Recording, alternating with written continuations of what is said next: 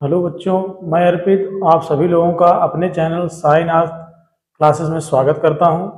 आज हम लोग जो विज्ञान की महत्वपूर्ण श्रृंखला सीरीज चलाए थे, आज उसमें हम लोग संतुलित रासायनिक समीकरणों के बारे में पढ़ेंगे। हमको संतुलित रासायनिक समीकरण पेपर में कम से कम 4 नंबर का आप लोग को मिलता है। आज हम लोग इसमें जितने भी आपको संतुलित रासायनिक समीकरण करवाएंगे, अगर आप लोग उन सभी को कर लेंगे तो लगभग आप लोग को बोर्ड परीक्षा में इससे बाहर आपको देखने को नहीं मिलेगा है।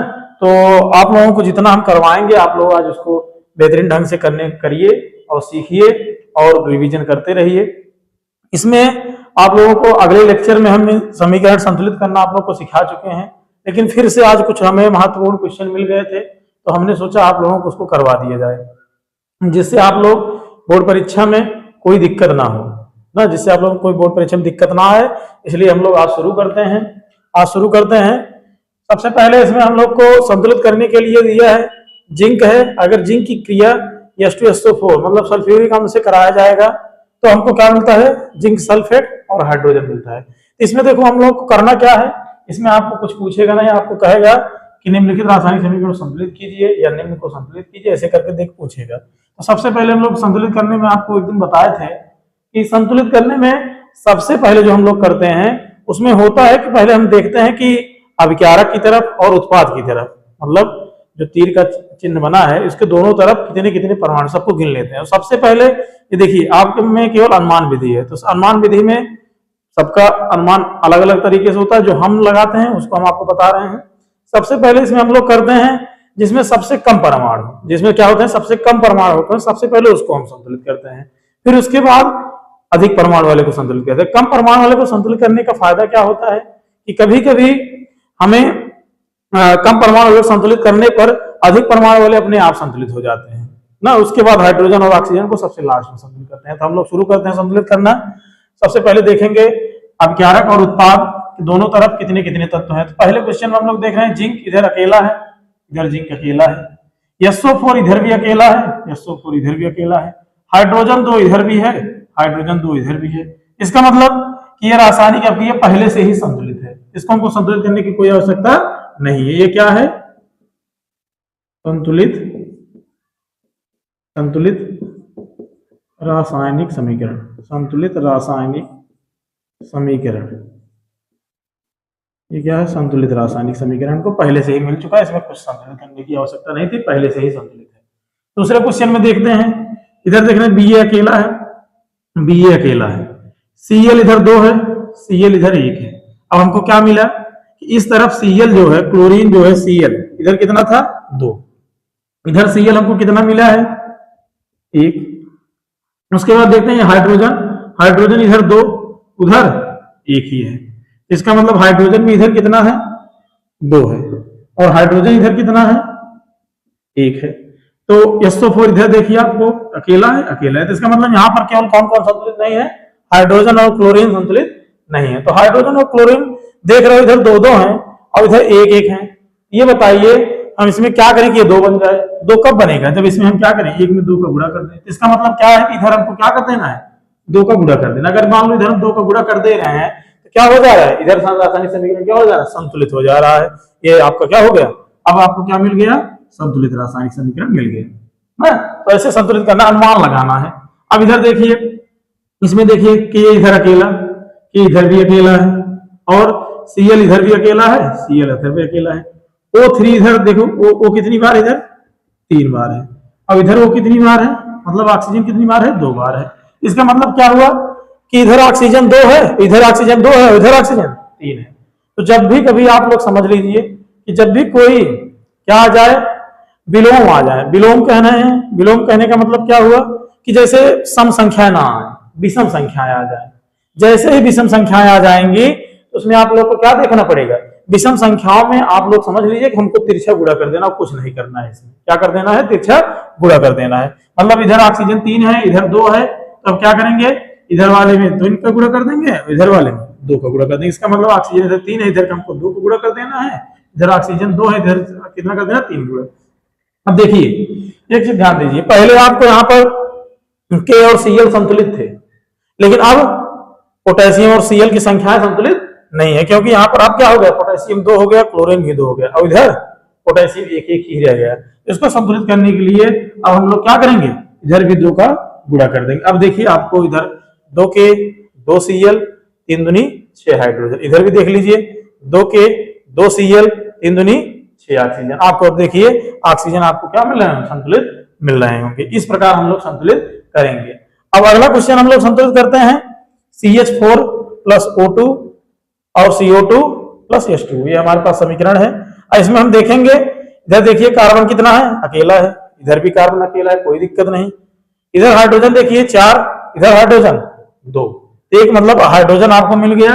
इधर कितना हाइड्रोजन है, 4, और इधर कितने हाइड्रोजन है, 2। एक चीज ये नहीं मिल गया जो असंतुलित है। इधर ऑक्सीजन 2, इधर ऑक्सीजन 2 1 3, तो मतलब ऑक्सीजन भी संतुलित नहीं है। इधर 3 है और इधर ऑक्सीजन कितने हैं, 2।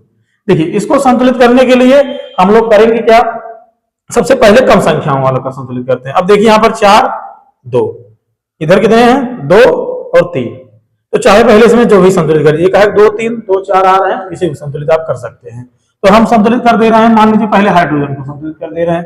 अब इधर देखिए हाइड्रोजन 4 है, इधर 2 ही है, तो अब क्या करेंगे, 2 कब 4 बनेंगे, तो इसमें 2 का गुणा हो जाएगा। इसका मतलब हमको यहाँ पर क्या करना था, 2 का गुणा करना था। अब जब 2 का गुणा किए, एक चीज आप देखें, 2 का गुणा किसमें, केवल हाइड्रोजन में नहीं हुआ, ऑक्सीजन में भी गुणा हो गया। अब पहले ऑक्सीजन कितना था, 3 था, अब 2 और 2 ऑक्सीजन कितना हो गया, 4 हो गया। इसलिए हम लोग क्या करेंगे, अब ऑक्सीजन को हम 3 ना करके 4 समझेंगे। तब इधर ऑक्सीजन 2 था, उधर 4 है, तो इसका मतलब 2 का गुणा इसमें कर देंगे तो 4 हो जाएगा। इसका मतलब यहाँ पर इनको क्या कर देना है, 2 लिख देना है। तो इस प्रकार समीकरण को संतुलित करेंगे। चलिए अब हम अगले क्वेश्चन पे चलते हैं। यहाँ पर दिया है CuSO4 NaOH की क्रिया जब हो रही है तो हमको क्या मिल रहा है, Na2SO4 सोडियम सल्फेट और CuOH का होल ट्वाइस प्राप्त हो रहा है। अब इसमें क्या करेंगे, इसको देखें, कॉपर इधर अकेला, कॉपर इधर भी अकेला, SO4 इधर 1, SO4 भी इधर 1, यहाँ पर देखिए Na 1 इधर Na 2, इसका मतलब क्या नहीं हमको संतुलित मिल रहा है, Na इधर कितना है, 1 है, इधर कितना हो गया, 2 है।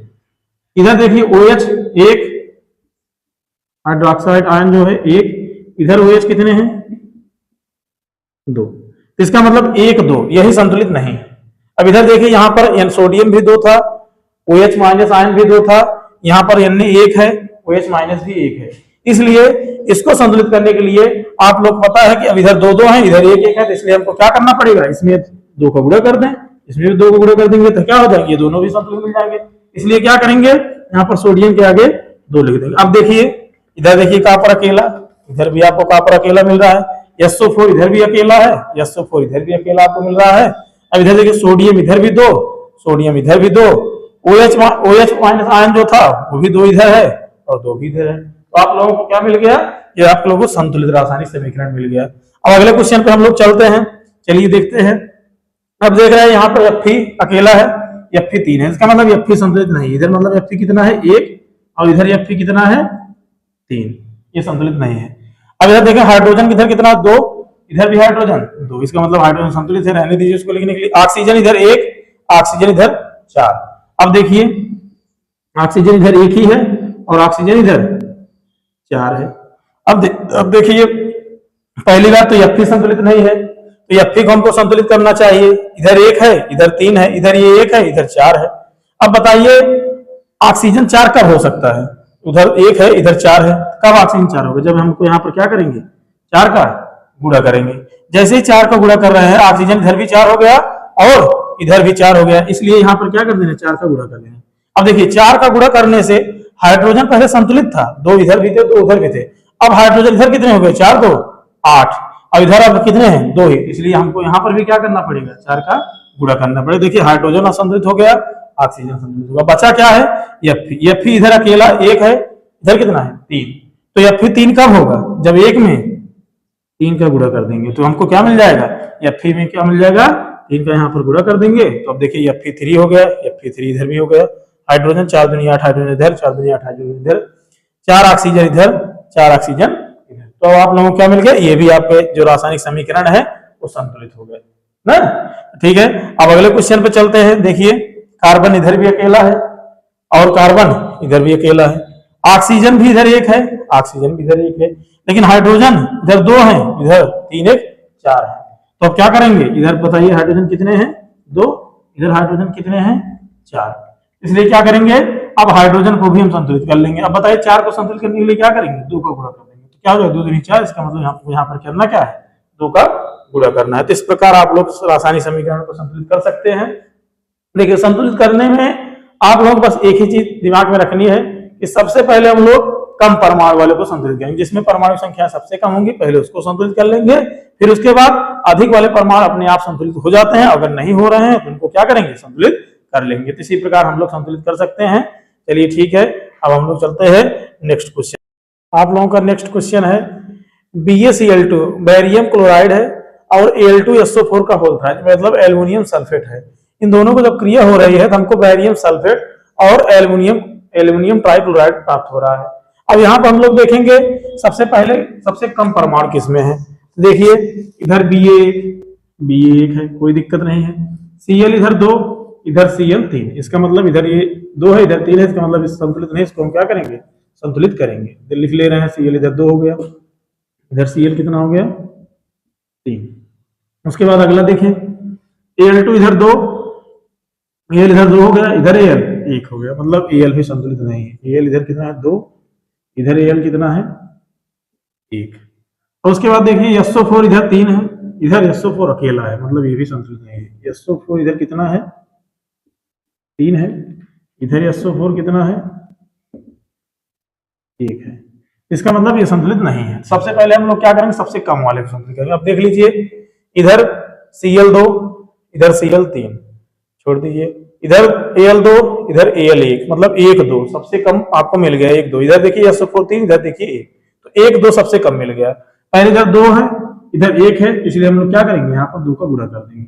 अब देखिए 2 का गुणा किया तो एल्युमिनियम तो संतुलित हो गया, लेकिन अब क्लोरीन इधर कितना हो गया, 3 दूनी 6 हो गया, मतलब क्लोरीन कितने हो गए, 6 हो गए। पहले इधर कितने थे, 2, अब देखिए 2 और 6 हो गए। अब उसके बाद 1 और 3 वाला कर लीजिए, इधर SO4 कितना है, 1, इधर SO4 कितना है, 3। तो अब 1 3 कब होगा, जब यहाँ पर 3 गुणा करने, इसका मतलब यहाँ पर हमको क्या लगाना पड़ेगा, 3 लगाना पड़ेगा। जैसे 3 लगाए SO4 का होल्थाइड हो गया। अब देखिए SO4 का होल्थाइड बनाने के लिए हमको समस्या क्या होगी, Ba के आगे भी 3 का गुणा हो गया, मतलब Ba भी कितना मोल अब यहाँ पर हो गया, 3 मोल हो गया, इसलिए Ba को भी क्या करेंगे, संतुलित करेंगे। तो Ba को यहाँ पर भी 3 लगा देंगे। देखिए Ba को संतुलित करने से हमारा एक चीज देखिए, क्लोरीन अपने आप संतुलित हो गया। इधर देखिए क्लोरीन अब कितना हो गया, 3 दूनी 6 हो गया, और इधर भी कितने है, क्लोरीन 6 है। तो ऐसे आप लोग कम परमाणु वाले संतुलित कर देंगे, अधिक परमाणु वाले अपने आप संतुलित हो जाएंगे। चलिए ठीक है, अगले क्वेश्चन चलते हैं। इधर देखिए सोडियम अकेला है, इधर सोडियम अकेला है, कोई दिक्कत नहीं। हाइड्रोजन इधर 2 है, इधर 1 है, और 1 2, मतलब 3 हो गया, मतलब हाइड्रोजन संतुलित नहीं है। इधर कितने हैं, 2, इधर कितने हो गए, हाइड्रोजन 1 + 2, मतलब 3 हो गए। अब देखिए जब भी कभी विषम संख्या दो संख्याओं को जोड़ के आ रही हो, तब क्या किया जाता, तब तिरछा गुणा नहीं किया, तब वहां पर क्या किया जाता, उनको सम बनाया जाता है। जैसे देखिए इधर हाइड्रोजन 2 है, 2 इधर भी है, अगर 2 यहाँ करते तब कितना हाइड्रोजन हो गया, मतलब 4 हो गया, मतलब कितने हो गए, अब देखिए आपको 4 मिल गए। अब 4 मिल गया, अब इधर हाइड्रोजन कितने थे, 2, अब इसको 4 बनाने के लिए हम क्या करेंगे, 2 का गुणा कर देंगे, तो यहाँ पर भी 2 का गुणा कर देंगे, 4 हो गया। अब ऑक्सीजन का देखिए 2 इधर हो गए, ऑक्सीजन 2 इधर भी हो गए, हाइड्रोजन संतुलित हो गया। लेकिन सोडियम देखिए पहले संतुलित था, अब नहीं है, इधर 2 है, इधर अकेला ही रह गया, तो इसलिए क्या करेंगे, सोडियम के आगे भी 2 लगा देंगे। इस प्रकार हम लोग संतुलित कर लेंगे। चलिए ठीक है, अगले नेक्स्ट क्वेश्चन चलते हैं। देखिए इधर हाइड्रोजन 2, कोई दिक्कत नहीं।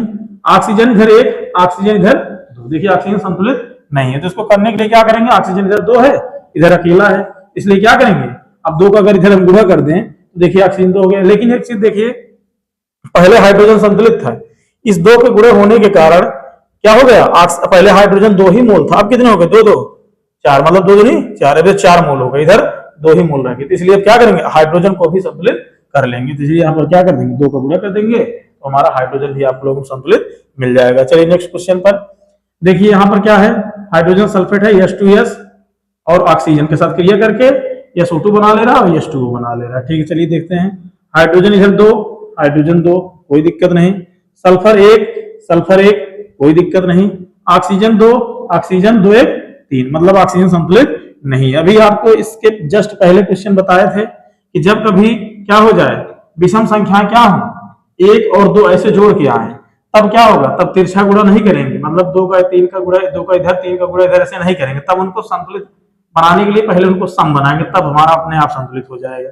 जैसे देखिए ऑक्सीजन 2 हो गया, इधर ऑक्सीजन देखिए, ऑक्सीजन कितना है 2 इसका है और एक जल वाले का, मतलब अब देखिए यहाँ पर देखिए 2 को मिलकर विषम बन रहा है। तब यहाँ पर क्या करेंगे, हमारा जो अनुमान विधि है उसमें ये नियम कहता है कि हम लोग क्या करेंगे, सबसे पहले इसको सम बनाएंगे। सम बनाने के लिए मतलब क्या कि ये भी 2 कर दें, तो 2 कब हो गए यहाँ पर, जब यहाँ पर 2 का गुणा कर ले, 2 हो गया। अब देखिए 2 2 4, 2 ऑक्सीजन इधर, 2 इधर ऑक्सीजन इधर, कितने हो गए 4 हो गए, 4 हो गए। अब 4 ऑक्सीजन इधर है, इधर 2 है, तो इसमें क्या करेंगे 2 का गुणा कर देंगे, कितने ऑक्सीजन हो गए 4, 2 का यहाँ पर गुणा कर लेंगे, हो गया 4 ऑक्सीजन। लेकिन यहाँ पर 2 का गुणा करने से हुआ क्या, हाइड्रोजन पहले संतुलित था, अब नहीं है। हाइड्रोजन पहले कितना था 2, अब यहाँ पर कितना हो गया 4, इसलिए यहाँ पर भी क्या करना पड़ेगा 2 का गुणा करना पड़ेगा 4 बनाने के लिए। अब एक चीज देखिए, एक समस्या और आने लगी, जैसे 2 का गुणा यहाँ आप किए तो सल्फर में भी 2 गुणा हो गया, सल्फर इधर पहले संतुलित था 1 1 थे, अब 2 हो गए, इसलिए हमको क्या करना पड़ेगा यहाँ पर भी 2 लगाए। जैसे देखिए यहाँ पर 2 लगाए, उससे एक समस्या और आपको आ गई, क्या आ गई कि ऑक्सीजन पहले 2 2 4 की ही आवश्यकता थी, लेकिन अब क्या हो गया 2 2 4 इधर हो गया, 4 2 6 हो गया, इसका मतलब 2 और यहाँ पर बढ़ गया, अब 4 हो गया है। अब ये कितना है, अब 6 आ गया, तो इसका मतलब अब भी ऑक्सीजन संतुलित नहीं है। ऑक्सीजन को संतुलित करने के लिए अब हमको क्या करना पड़ेगा, यहाँ पर 2 का गुणा नहीं 3 का गुणा करना पड़ेगा। अब इस प्रकार आप लोगों को रासायनिक समीकरण क्या मिल जाएगा, संतुलित मिल जाएगा। तो आप लोग इसमें अनुमान विधि, इसका कोई फिक्स रूल नहीं है, आपके माइंड के ऊपर है। इसमें आपको सबसे पहले कम परमाणु वाले का संतुलित करने का प्रयास करिए, सभी समीकरण अपने आप संतुलित होते चले जाएंगे। चलिए ठीक है, नेक्स्ट क्वेश्चन पर चलते हैं। यहाँ पर देखिए हाइड्रोजन नाइट्रेट है HNO3, ये कैल्शियम हाइड्रोक्साइड है CaOH का होल ट्वाइस। जब ये दोनों क्रिया करते हैं तो क्या बनाता है, कैल्शियम नाइट्रेट बना रहा है और जल बना रहा है। तब इधर देखिए H अकेला, H इधर कितने हैं, ये NO3 कितना है 1, NO3 2, इसका मतलब ये संतुलित नहीं 1 2। तो चलो सबसे पहले इसी को संतुलित कर लेते हैं। इधर कितना है 1, इधर 2, इसके आगे क्या करेंगे 2 का गुणा कर देंगे, ये संतुलित हो जाएगा। अब देखिए कैल्शियम इधर अकेला, कैल्शियम इधर अकेला, कोई दिक्कत नहीं। हाइड्रोजन 2 2 2 4, इधर कितना हाइड्रोजन 2, इसलिए क्या करेंगे 2 का गुणा कर लेंगे, हाइड्रोजन संतुलित हो गया। अब ऑक्सीजन देख रहे हैं 3 दूनी 6 6 2 8, अब ऑक्सीजन इधर देख लीजिए 3 दूनी 6 6 2 8, इसका मतलब ऑक्सीजन संतुलित है, इसको संतुलित करने की कोई जरूरत नहीं है। ठीक है, अगले नेक्स्ट क्वेश्चन चलते हैं। देखिए यहाँ पर हाइड्रोजन और नाइट्रोजन जब क्रिया करते हैं तो अमोनिया गैस बनाते हैं। अब यहाँ देखें हाइड्रोजन 2 है, हाइड्रोजन 3 है, इसका मतलब हाइड्रोजन इधर 2 हो गया, इधर कितने हो गए 3 हो गया, इधर नाइट्रोजन 2 हो गया, इधर नाइट्रोजन कितने हैं 1 है। तो सबसे पहले आपको बताया है सबसे कम परमाणु वाले संतुलित करेंगे।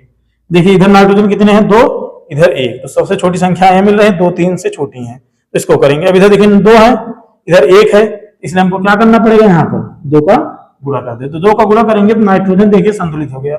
लेकिन नाइट्रोजन में गुणा करने के कारण ये हाइड्रोजन भी बढ़ गया। अब कितना हाइड्रोजन हो गया, पहले 3 था, 3 दूनी 6 हो गया, तो हाइड्रोजन संख्या कितनी हो गई 6। और यहाँ पर हाइड्रोजन संख्या कितनी है 2, इसलिए हमको करना क्या पड़ेगा, यहाँ पर भी 3 का गुणा कर देना पड़ेगा, तो क्या हो जाएगा 3 दूनी 6। अब देखिए 3 दूनी 6, मतलब यहाँ पर भी 3 का ही गुणा करना है, 3 दूनी 6 हो गया। अब देखिए 6 हाइड्रोजन, 3 दूनी 6 हाइड्रोजन, 2 नाइट्रोजन 2 नाइट्रोजन। तो इस प्रकार आपको क्या मिल सकता है, संतुलित रासायनिक समीकरण आप कर सकते हैं। इतने में अगर जितना आपको बता दिया गया है, अगर इतना आप संतुलित करना सीख जाएंगे तो जो और भी क्वेश्चन है उसको भी आप संतुलित करना सीख जाएंगे, कोई दिक्कत नहीं है। इसको आप 2 बार 3 बार करके देखिए, और नेक्स्ट वीडियो में भी इसको बता चुके हैं संतुलित करना। तो आप लोग हमारे चैनल के साथ जुड़े रहिए, और भी जो बच्चे हैं उनको जोड़ते रहिए। धन्यवाद, आज यहीं तक रखते हैं, अगले क्वेश्चन कल से आपको बताया जाएगा।